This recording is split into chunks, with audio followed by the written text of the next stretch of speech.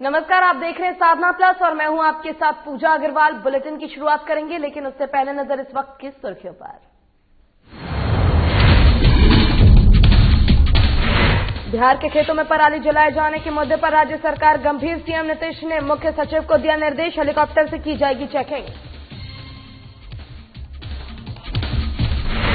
कृषि कानून को लेकर विरोध तेज, कई क्षेत्रीय और राष्ट्रीय पार्टियों ने दिया रांची के राजभवन में सामने धरना, केंद्र सरकार से की कानून को वापस लेने की अपील।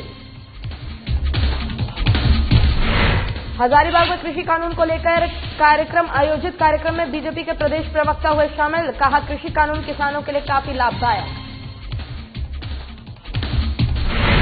निरसा में 2 कोल कर्मी अभी भी फंसे, राहत कार्य आज 7वें दिन भी जारी। डीसी और एसएसपी ने लिया बचाव कार्य में तेजी लाने के दिए निर्देश। और जामताड़ा में किसान आंदोलन जारी, किसान आंदोलन के समर्थन में आरजेडी और सीपीआई कृषि कानून को वापस लेने की मांग।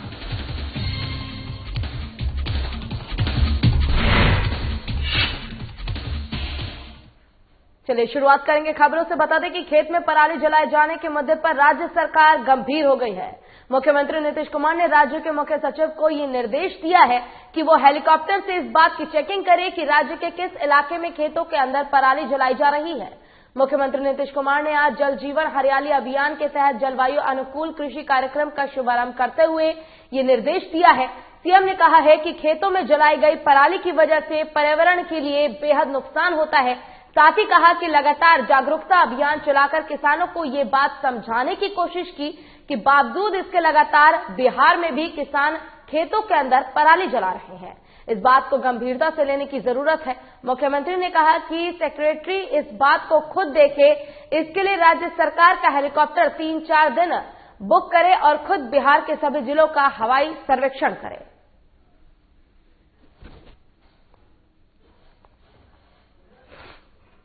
एक तरफ जो मौसम के अनुकूल कृषि का कार्यक्रम है, इसको हम लोग निरंतर जारी रखेंगे, हर एक इलाके को प्रभावित करेंगे और इसके लिए जो भी सहयोग की आवश्यकता हो सिखाने के अलावा हम लोग वो सहयोग प्रदान करें लोगों को। किसी चीज की जो कमी है तो वो भी वॉच करके देखिए, हम लोग उसको कृषि रोड मैप का हिस्सा बनाएंगे, नंबर 1। और नंबर 2, जो फसल अवशेष को इस तरह से नहीं करना, बल्कि फसल अवशेष का सदुपयोग है, इससे उनकी आमदनी और बढ़ेगी। वो जलाने का नहीं, इससे उनकी आमदनी बढ़ेगी। और कैसे वो इस बात को समझेंगे और क्या उनको मदद करनी है जिससे ये काम हो सकता है। तो इसके लिए हम यही आग्रह करेंगे कि ये कर लीजिए, और बाकी तो शुरू कर दिया।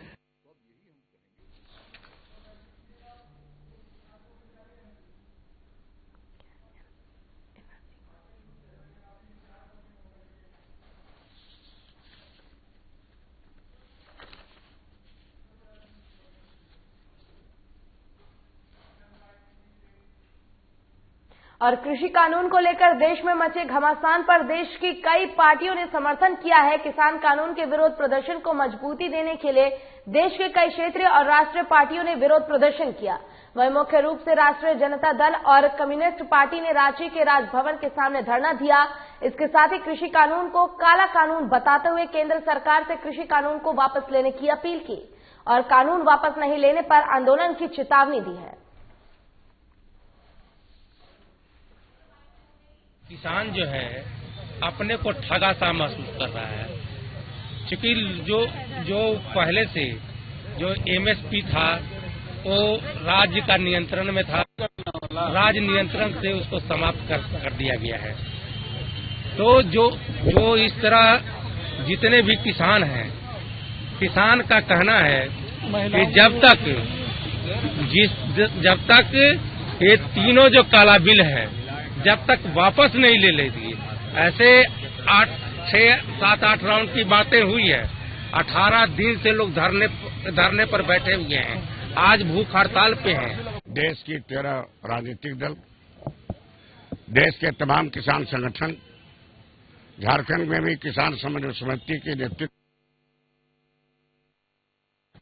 आज किसानों के समर्थन में जो दिल्ली में 27 नवंबर से डटे हुए हैं ये भयंकर ठंडक में, और इस केंद्र सरकार नहीं सुन रही बातों को, उनके समर्थन में आज हम लोग यहाँ पर धरना में बैठे।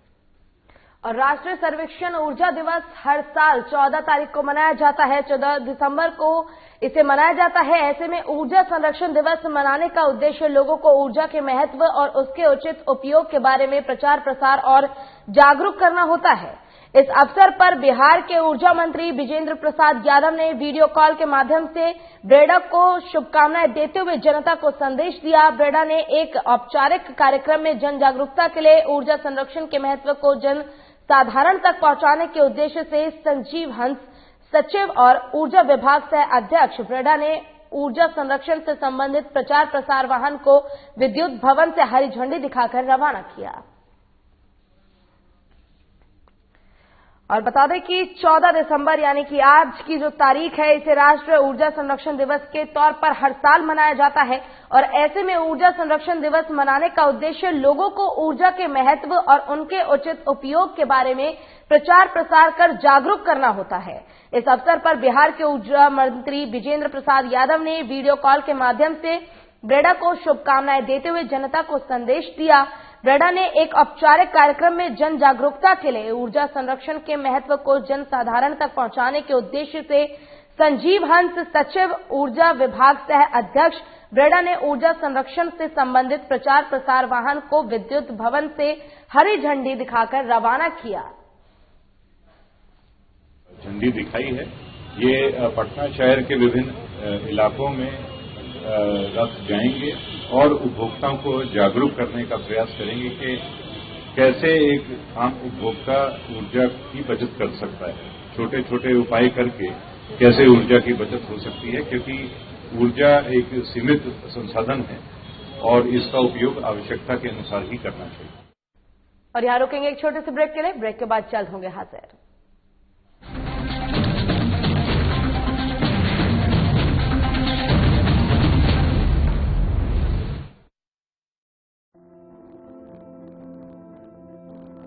कोरोना का संकट अभी टला नहीं है, इसलिए लापरवाही बिल्कुल नहीं। जब भी घर से बाहर निकलें, मास्क जरूर लगाएं। दूसरी बात, एक दूसरे से कम 2 गज की दूरी बनाएं।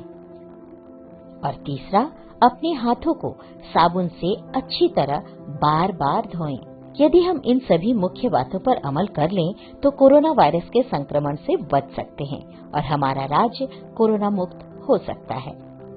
मेरे प्यारे झारखंड वासियों, कोरोना का जंग अभी जारी है। हम और आप मिलकर ही इस जंग को जीत सकते हैं। इसलिए सरकार द्वारा दिए जा रहे निर्देशों का पालन करें और विश्वास रखें, हम और आप मिलकर जरूर इस जंग को जीतेंगे। सूचना एवं जनसंपर्क विभाग, झारखंड सरकार द्वारा जनहित में प्रसारित।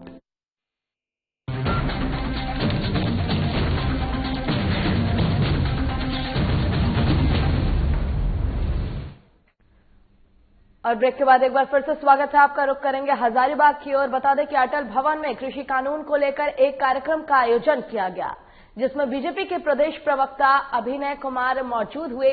मौके पर उन्होंने केंद्र कृषि कानून के बारे में जानकारी दी और कहा कि ये कानून किसानों के हित में है, इससे किसानों को आने वाले समय में फायदा पहुंचेगा। ये भी कहा कि अन्य राजनीतिक दलों के द्वारा इसे राजनीतिक और पैसे का खेल बना दिया गया है और किसानों को बीजेपी के खिलाफ भड़काया जा रहा है। किसान हमारे साथ आकर बैठे, हर एक मुद्दे पर उनसे चर्चा की जाएगी। साथ ही ये भी कहा कि कृषि कानून किसानों के लिए काफी लाभदायक है। किसान समुदाय को अराजक तत्व, देश की कुछ राष्ट्र विरोधी शक्तियां राजनीति और पैसे के खेल में उनको मोहित करके उनको दिशाहीन करना चाह रही है, जबकि भारतीय जनता पार्टी लगातार हर समस्या के समाधान के लिए 24 घंटे तैयार है।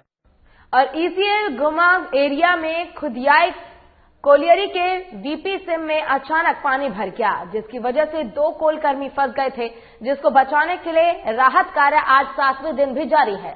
वहीं राहत बचाव कार्य का निरीक्षण करने डीसी धनबाद उमाशंकर सिंह और एसएसपी धनबाद असीम विक्रांत मिंज कोलियरी पहुंचे और बचाव कार्य का जायजा लिया। साथ ही मौके पर बचाव कार्य में तेजी लाने के निर्देश दिए।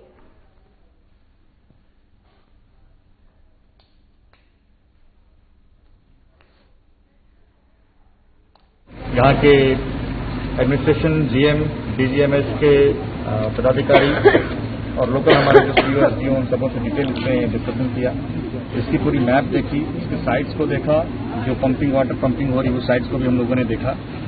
और ये एक लंबा चलने वाला रेस्क्यू ऑपरेशन हो चुका है और सबसे पहले तो जिला प्रशासन की पूरी सहानुभूति इनके परिजनों के साथ है। और हम लोगों ने डिस्कशन के बाद यही पता लगाया है कि मोस्ट प्रोबेबली अगले 48 घंटे के अंदर, जैसा कि बीसीसीएल के पदाधिकारी और डीजीएमएस के पदाधिकारी कह रहे हैं कि 48 घंटे के अंदर रेस्क्यू ऑपरेशन हमारा सफल हो जाएगा। ईसीएल गोमा एरिया के खुदिया कोलरी के बीपी सिम में अचानक पानी भर गया, जिसकी वजह से 2 कोलकर्मी फंस गए थे, जिसको बचाने के लिए राहत कार्य आज 7वें दिन भी जारी है। आज 7वां दिन है, लेकिन अभी तक दोनों जो कोलकर्मी हैं उनके बारे में कुछ भी जानकारी प्राप्त नहीं हो सकी है। उनकी क्या हालत है, कैसे हैं, इस बात की कोई जानकारी नहीं है। और ऐसे में राहत बचाव कार्य का निरीक्षण करने डीसी धनबाद उमा शंकर सिंह और एसएसपी धनबाद असीम विक्रांत मिंज कोलियरी पहुंचे और जानकारी ली कि आखिर वहां पर अभी क्या स्थिति है।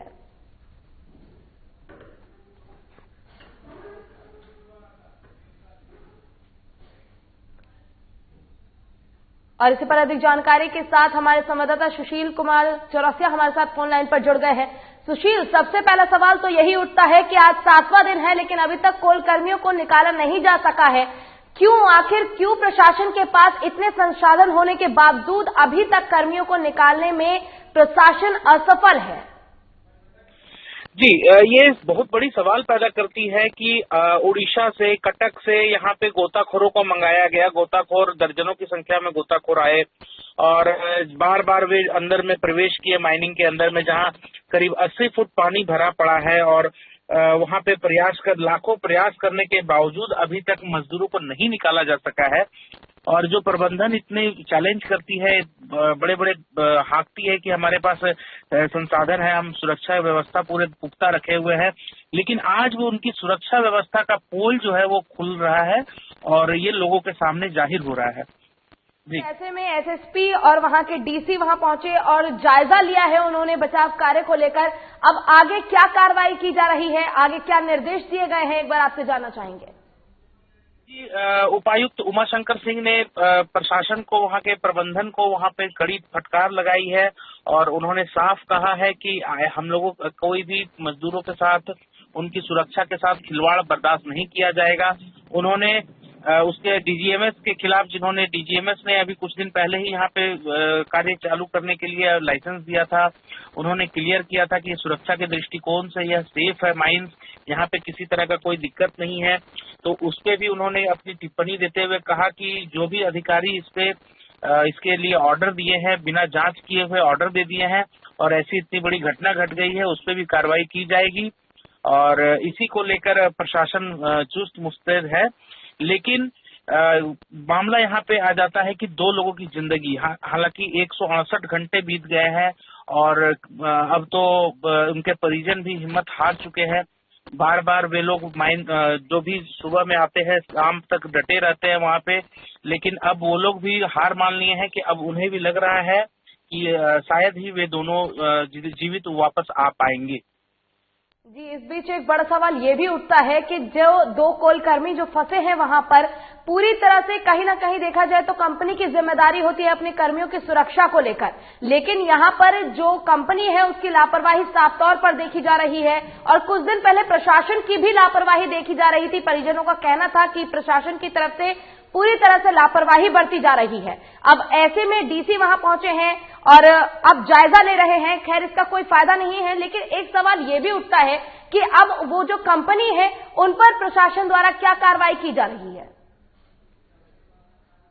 मामला है ये, इनका ईसीएल प्रबंधन का कहना है कि हम लोग जब तक पानी नहीं सूखता है तब तक हम लोग सुरक्षा को लेकर, जब तक अंदर नहीं जा पा रहे गोताखोर, तब तक हम लोग कुछ नहीं कर पाएंगे। और पानी करीब वहां पे 70-80 फीट पानी है और नीचे जो है गहराई बहुत ज्यादा है, डीप है, रास्ता सकरा है, जिसको लेकर गोताखोर भी ठीक से जा नहीं पा रहे हैं। 20 मिनट से अधिक ये सारी असुविधाओं के कारण ही अभी तक कोई भी बचाव कार्य सक्सेसफुल नहीं हो पा रहा है। हालांकि प्रबंधन अभी भी इस बात पर दावा कर रहा है कि हम लोग बहुत जल्द बॉडी को निकाल लेंगे, अगर जीवित होंगे तो उनको निकाल लेंगे, लेकिन जिसकी उम्मीद बहुत कम है, क्योंकि 168 घंटे बिना खाए बिना पिए उस जगह पे रहना, उतने पानी में रहना, वो यही बड़ा सवाल उठता है सुशील इस दौरान की 7 दिन बीत चुके हैं बिना खाए पिए। अब देखना ये होगा कि आखिर क्या कुछ अब निकल कर आता है, क्या उन्हें बचाया जा सकेगा या क्या हालत है उनकी। और बहुत बहुत शुक्रिया आपका तमाम जानकारी के लिए। और यहां रुकेंगे एक छोटे से ब्रेक के लिए, ब्रेक के बाद जल्द होंगे हाजिर।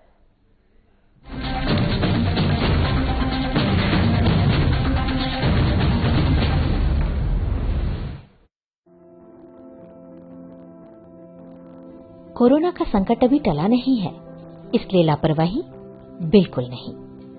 जब भी घर से बाहर निकलें, मास्क जरूर लगाएं। दूसरी बात, एक दूसरे से कम 2 गज की दूरी बनाएं। और तीसरा, अपने हाथों को साबुन से अच्छी तरह बार बार धोएं। यदि हम इन सभी मुख्य बातों पर अमल कर लें तो कोरोना वायरस के संक्रमण से बच सकते हैं और हमारा राज्य कोरोना मुक्त हो सकता है। मेरे प्यारे झारखंड वासियों, कोरोना का जंग अभी जारी है। हम और आप मिलकर ही इस जंग को जीत सकते हैं। इसलिए सरकार द्वारा दिए जा रहे निर्देशों का पालन करें और विश्वास रखें, हम और आप मिलकर जरूर इस जंग को जीतेंगे। सूचना एवं जनसंपर्क विभाग, झारखंड सरकार द्वारा जनहित में प्रसारित।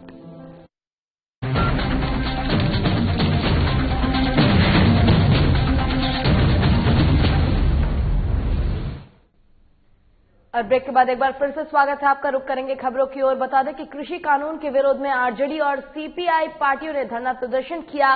बता दें कि जामताड़ा में किसानों के समर्थन में समरणालय के सामने आज राष्ट्रीय जनता दल के 1 दिवसीय धरना प्रदर्शन किया। धरने की अध्यक्षता आरजेडी जिला अध्यक्ष दिनेश यादव ने किया। वहीं इस मौके पर प्रदेश महासचिव राजकुमार गुप्ता और सतपाल यादव भी मौजूद रहे और साथ ही वाम दलों ने गांधी मैदान से रैली निकालकर बाजार में घूमते हुए पुराना कोर्ट के धरना स्थल पहुंचे, जहां रैली धरना में तब्दील हो गई। बताते चले कि केंद्र सरकार द्वारा पारित किसान कानून को वापस लेने के लिए धरना प्रदर्शन किया जा रहा है। इस दौरान सरकार विरोधी जमकर नारेबाजी भी की जा रही है। मौके पर आरजेडी ने राष्ट्रपति के नाम एक ज्ञापन भी उपायुक्त जामताड़ा को सौंपा है। अध्यक्ष श्री अभय सिंह के द्वारा आज पूरे झारखंड में काला कानून किसान विरोधी बिल जो पास हुआ है, पूरे जिला मुख्यालय पर 1 दिवसीय धरना दिया जा रहा है। और हमारे प्रदेश अध्यक्ष का आदेश है कि पूरे जिला में इसका जमकर विरोध किया जा रहा है। इसी के तहत आज हम लोग जामताड़ा में विरोध करते हैं। जब तक किसान बिल वापस नहीं होगा, झारखंड में पूरे प्रदेश में इसका लड़ाई हमारे अभय सिंह लड़ते रहेंगे, प्रदेश अध्यक्ष। आज ये काला कानून को वापस के लिए आज ये धरना प्रदर्शन हम लोग कर रहे हैं। और ये धरना प्रदर्शन जो है आज किसान समन्वय समिति के बैनर तले हम लोग वामपंथी सारे पार्टियां जो हैं आज ये आंदोलन कर रहे हैं। और ये आंदोलन इसीलिए है, आज मोदी सरकार जो आज किसानों का जमीन को कॉर्पोरेट के हाथे में आज देने जा रहे हैं, इसके विरोध में पूरे देश में चल रहा है। और आज ये आंदोलन इसीलिए है कि किसान विरोधी काला कानून जो 3 ले आए हैं संसद में, इसको वापस के लिए मुख्य उद्देश्य आज आंदोलन का है। किसान बिल के अगेंस्ट में खिलाफ में हम लोग जो है धरना प्रदर्शन किए हैं। किसान को बहुत कष्ट दिया जा रहा है आपका भाजपा सरकार के द्वारा। जो हम लोग चाहते हैं कि किसान को जो है ये जो बिल है ये पारित नहीं हो, और नहीं तो बहुत कष्ट होगा किसानों को। देखते नहीं है, कॉर्पोरेट घराने को सब दे दिया जाता है और वो लोग ऊंची दामों में सब कुछ बेचता है। आज पानी का कोई कीमत नहीं है और हम लोग किसान लोग 20 रुपये 1 लीटर पानी खरीदता।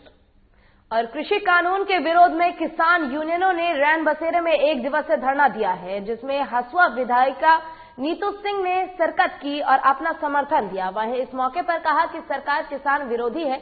अन्नदाता को पहली बार सरकार के इस कानून के विरोध में प्रदर्शन करना पड़ रहा है। इसी के साथ हसुआ विधायिका ने कहा कि वो किसानों के हित में चल रहे इस आंदोलन का समर्थन करने आई हैं और करती रहेंगी। वहीं एनडीए को कटाक्ष करते हुए कहा कि एनडीए विपक्ष की किसान को बरगलाने का काम कर रही है और ऐसा कहते हुए उन्होंने कटाक्ष किया है तो हरियाणा में एनडीए की सरकार है, हरियाणा के किसानों को कौन विरोधी भड़का रहा है। वहीं इस मौके पर किसान रेल के अध्यक्षता बांके बिहारी लाल, एजाज अली मुन्ना गोपेश कुमार, भाकपा माले के भोला राम समेत सैकड़ों कार्यकर्ता मौजूद रहे। हमेशा किसानों के हित में काम की है और कांग्रेस पार्टी का इतिहास रहा है कि हम नौजवान और किसान के लिए लड़ाई लड़े हैं। और बिहार सरकार के पूर्व मंत्री और पुणे जिले के बनमखी से विधायक कृष्णा कुमार ऋषि ने सोमवार को प्रेस कॉन्फ्रेंस आयोजित की। आपको बता दें कि ये प्रेस कॉन्फ्रेंस बीजेपी कार्यालय में कृषि बिल के समर्थन में की गई, जिसमें कहा कि कृषि कानून को लेकर विपक्ष पार्टियां राजनीति कर रही है और कृषि बिल से असली किसान खुश हैं और जो बिल का विरोध कर रहे हैं वो किसान नहीं दलाल है। और पूर्व मंत्री ने कहा कि हर व्यक्ति किसी न किसी दल से जुड़ा होता है और आंदोलन करता है। जो किसान किसी भी दल से नहीं जुड़े हैं सिर्फ वही किसान है और ऐसे किसान आंदोलन में भाग नहीं ले रहे हैं। पहले किसान स्वतंत्र नहीं था। किसान जो अपने, चाहे मक्का की खेती हो, गेहूं का खेती हो, धान की खेती हो, कोई भी सामान अगर किसान अगर बेचने जाते थे तो उसको मंडी में गुजारना पड़ता था। जो दलाल है मंडी का, बीच वाला आदमी, उससे संपर्क करके उसका जो कमीशन है वो दलाल को मिलता था। उसके बाद दलाल के माध्यम से मंडी में किसान अपना अनाज बेचते थे। मोदी सरकार ने यह इसको समाप्त कर दिया है। और देश की राजधानी दिल्ली में किसानों के चल रहे आंदोलन के समर्थन में आज 19वें दिन भी देश भर के जिला मुख्यालयों पर किसान ने धरना दिया। इसी क्रम में बोकारो में झारखंड राज्य किसान सभा के बैनर तले किसानों ने उपायुक्त कार्यालय के सामने 1 दिवसीय धरना दिया। साथ ही किसानों ने उपवास भी रखा। वहीं मौके पर वक्ताओं ने कहा कि केंद्र सरकार द्वारा लाए गए कृषि कानून किसानों को तबाह कर देगा। जब तक केंद्र सरकार इस काले कानून को वापस नहीं लेती, किसानों का आंदोलन जारी रहेगा। के खिलाफ 3 जो कानून, काला कानून जो आया है, ये जब तक वापस नहीं होगा तब तक जो आंदोलन देश के अंदर में देश के किसान करेंगे। और आज जो है पूरे देश के अंदर में इसी हेडक्वार्टर में जो आंदोलन हो ही रहा है, उपवास भी है और आंदोलन, धरना और प्रदर्शन सभी है। ये कार्यक्रम अभी चल रहा है आज, लेकिन आगे भी आंदोलन और भी आगे मजबूत होगा और बड़े बड़े पैमाने पर पूरा देश के किसान सड़क में आएंगे। और जब तक बिल वापस नहीं होगी तब तक ये आंदोलन चलेगा और चलते रहेगा। और सिंदरी थाना क्षेत्र से एक 9वीं कक्षा की नाबालिग छात्र के साथ सामूहिक दुष्कर्म का मामला सामने आया था, जिसके बाद सिंदरी थाना में 3 नामजद अपराधियों के खिलाफ मामला दर्ज किया गया। पुलिस ने तत्काल कार्रवाई करते हुए एक अपराधी को गिरफ्तार कर लिया है। वहीं मामले में नामजद दूसरे आरोपी को भी सिंदरी पुलिस ने छापेमारी कर गिरफ्तार कर लिया। और मामले में तीसरा आरोपी अभी तक पुलिस के गिरफ्तारी में नहीं आया है और फरार है। हालांकि पुलिस उसे पकड़ने के लिए लगातार छापेमारी अभियान चला रही है। पुलिस का कहना है कि तीसरा आरोपी भी जल्द से जल्द गिरफ्तार कर लिया जाएगा।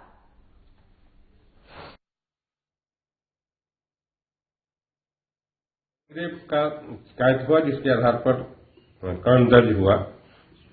कांड दर्ज होने के तत्काल बाद एक कृष्णा विश्वकर्मा को तत्काल गिरफ्तार किया गया। दूसरे के बारे में रात में सूचना मिली थी, उसके बारे में पुलिस सघन छापेमारी कर रही थी। सूचना मिलने के बाद उसको आज सुबह मधु सेन को गिरफ्तार किया गया। 2 दिन के अंदर 3 अपराधकर्मी में से 2 अपराधकर्मी को गिरफ्तार किया गया। सर, ये मधु को कहां से गिरफ्तार किया गया है? मधु को धनबाद। और बोकारो में तंबाकू नियंत्रण को लेकर कार्यशाला का आयोजन किया गया। बता दें कि बोकारो जिले में तंबाकू नियंत्रण कार्यक्रम में लाइसेंस लेने के लिए 1 दिवसीय कार्यशाला का आयोजन किया गया। और इस कार्यशाला का आयोजन चास नगर निगम के सभागार में किया गया, जिसमें अपर नगर आयुक्त शशि प्रकाश झा शामिल हुए। और साथ ही शशि प्रकाश झा ने बताया कि चास नगर निगम क्षेत्र के अंदर तंबाकू बिक्री लाइसेंस और अनुज्ञापित धारक ही कर सकते हैं।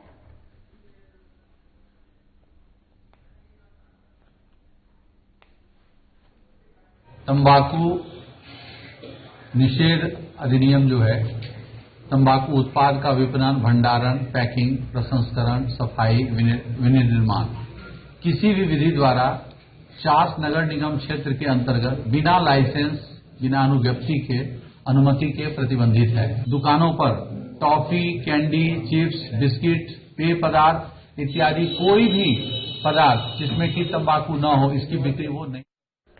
और धनवार में छापेमारी के बाद भी अवैध खनन का काम थमने का नाम नहीं ले रहा है। बता दें कि लीज धारक के खदान पर अवैध लोगों का कब्जा है। वहीं मामले में लीज धारकों ने धरना और आमरण अनशन की चेतावनी दी है। आपको बता दें कि धनवार प्रखंड क्षेत्र में अवैध खनन के खिलाफ जिला खनन पदाधिकारी और DSP 2 के छापेमारी की थी, लेकिन आज भी धनवार में नियम कानून को ताक पर रखकर अवैध पत्थर का खनन किया जा रहा है, जिसमें पीड़ितों ने कई बार आवेदन से जिला खनन पदाधिकारी गिरिडीह को अवगत कराया और इंसाफ की गुहार लगाई, पर इस पर आज तक कोई पहल नहीं की गई। इसी को लेकर जागरूक यादव ने खनन पदाधिकारी के ऊपर आरोप लगाते हुए कहा कि खनन पदाधिकारी के आने के बाद एक उम्मीद जगी थी, अवैध खनन को लेकर कानून कार्रवाई की जाएगी, लेकिन अभी तक कोई पहल नहीं की गई है। करके हम लोग लीज करवाए हैं, उसमें दमंग आदमी है, उसको पत्थर हमारे खनान से लूट करके ले जा रहा है। सुरेंद्र नेता और संजय साहब मैंने ऑफिस में भी आवेदन दिए हैं, थाना भी है, DC साहब को आवेदन दिए हैं, कोई कार्रवाई नहीं हो रहा।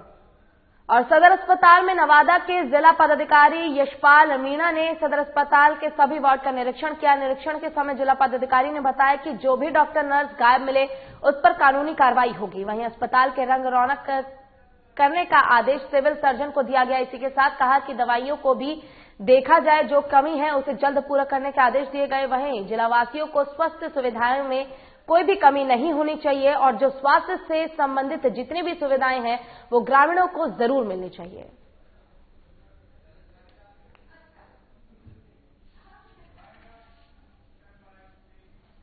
और इसी के साथ फिलहाल के लिए इस बुलेटिन में बस इतना ही। खबरों का सिलसिला लगातार आगे भी जारी है। आप देखते रहिए साधना प्लस। नमस्कार।